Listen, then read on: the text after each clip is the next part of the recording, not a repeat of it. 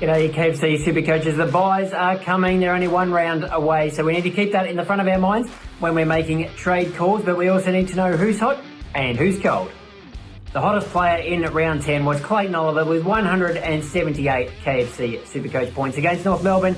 We thought one of the Ds might go big, and it was Clary with 45 disposals. That was his best score of the season. He was the highest scorer of the round. He's averaging 126.4 for the season, which is a career high for him. He's been over 120 the last 3 years, so just get him into your team if you can.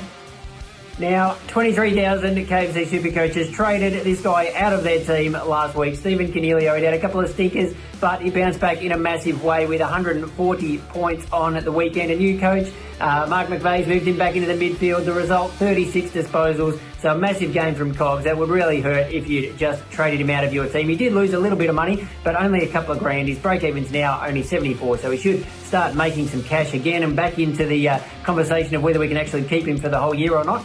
He has a bye in round 12, which is just around the corner, so we're going to have to make some decisions pretty quick.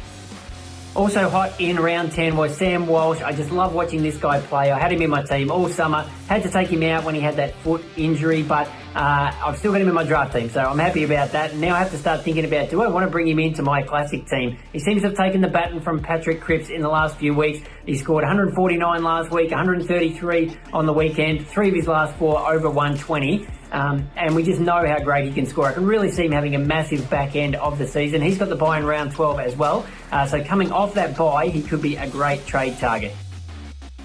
Who was cold in round 10? Nick Martin of the Bombers. He's been one of the buys of the season, so I don't want to be too harsh on him. He's made us more than $270,000 in cash, but he's starting to go backwards. Only the 49 points at the Dreamtime game, 59 the week before, so definitely not what we want to see. Maybe starting to hit the wall. This does happen with first-year players, even though he's a bit of a mature ager. He's been great, but we have to start thinking about moving these guys on. He has the bye in round 12 as well, so we know he's going to miss that week. I guess the dilemma is whoever you bring in is also going to have the bye at some stage, but given he's got a break even of 116, he's only going to lose more money. I think we might have to start thinking about cutting ties with Nick Martin.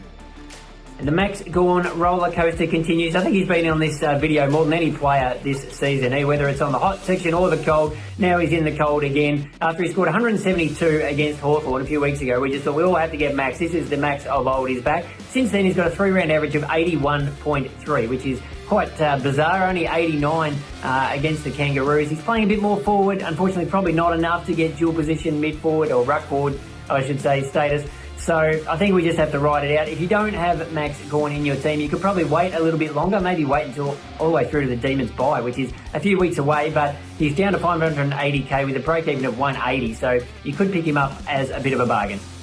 And we are very harsh judges here in the KFC SuperCoach hot and cold headquarters, because I'm going to put Greg Clark from the Eagles in the cold section. He's only a rookie, playing his first year in the AFL, but when he came in, he scored 104 in his first game, and we thought this is fantastic. Exactly what we want, a cheap as chips player that we can put on the field and just rely on him every week, but I don't think he's going to be that for us, unfortunately. He is going to be a great cash cow. He'll make plenty of money. He's already made 67 grand. He's still got a negative break even, but after that first ton, he's gone 62 and 55 in his past 2 games. So I think if you can try and move him off the field, that would be the way to go. It might have to wait until after the buys.